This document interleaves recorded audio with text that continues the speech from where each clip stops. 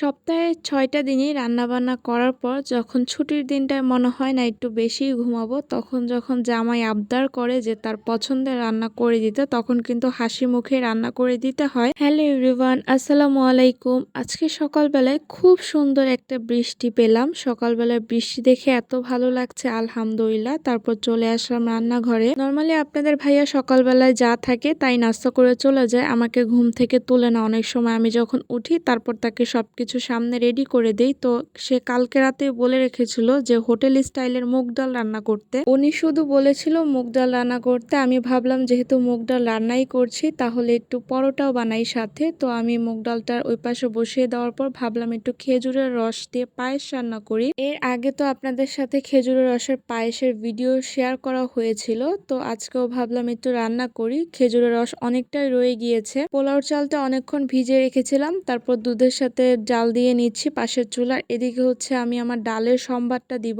পেঁয়াজ, রসুন আর শুকনো মরিচ দিয়ে। এইভাবে মুগ ডাল রান্না করলে খেতে কিন্তু অনেক ভালো লাগে। মাংসের সব মশলা, গরম মশলা থেকে শুরু করে আদা রসুন সবকিছু দিয়েছি আমি মুগ ডালটাতে। তারপরে তো আমি এখানে খেজুরের রসটা দিয়ে দিলাম। খেজুরের রসটা যেহেতু অনেক ঘন, তাই আমি দুধটা মিক্স করে তারপর অ্যাড করেছি। আমি সবসময় খেজুরের রসটা অল্প একটু দুধ নিয়ে আলাদা মিক্স করি, না হলে দেখা যায় গরম দুধের মধ্যে খেজুরের রসটা দিলে অনেক সময় ফেটে যায়। তাই আমি আলাদা এভাবে মিক্স করে তারপর দুধের সাথে অ্যাড করি। পায়েসটা হওয়ার সাথে সাথে এদিকে হচ্ছে আমি পরোটাগুলো বানিয়ে নিচ্ছি। ক্যামেরা অন করার পর পরোটা কিন্তু একদমই সুন্দর হচ্ছে না। এই তো আমার পায়েসটাও হয়ে গিয়েছে। তারপর ডালটাও আমি বেড়ে নিলাম বাটিতে। এখন পরোটা ভেজে নিব। এই যে পরোটাটা ভাজছি এটা কিন্তু ক্যামেরা অফ করার পরে আমি বানিয়েছি, যার কারণে অনেক সুন্দর হয়েছে। তো এই ছিল আজকে সকালের নাস্তা। এখন দুপুরে রান্না বান্না শুরু করে দিব। তো টমেটো দিয়ে মাছ ভুনা করব, তাই টমেটোগুলো কেটে নিচ্ছে। আর পেঁয়াজ তো আমার সবসময় আমার হেল্পিং হ্যান্ড কেটেই দিয়ে যায়, আর কাঁচামরিচটাও আমি কেটে রাখি একেবারে। তো আমার টমেটো কাটা শেষ, তারপর আমি মাছটা ভুনা করে ফেলবো। এখন সব মশলা দিয়ে ভালো করে কষিয়ে নিচ্ছে। তারপর এখন টমেটোটা দিয়ে মাছগুলো আমি আগেই ভেজে নিয়েছিলাম, তারপর ভাজা মাছগুলো দিয়ে দিব।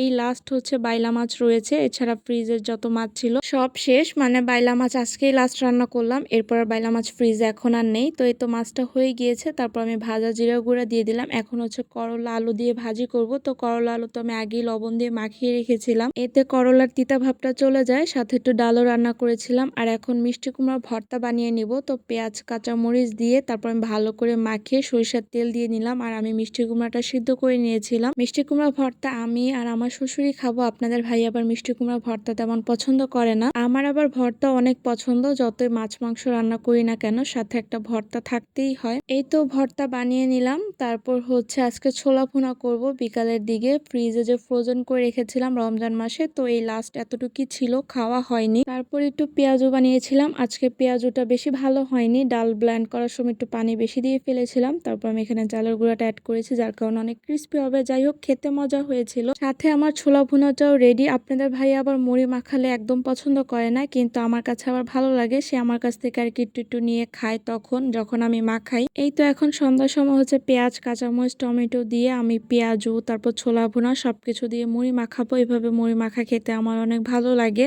এই তো এই ছিল আমার আজকের ব্লগ। সবাই ভালো থাকবেন। আল্লাহ হাফেজ।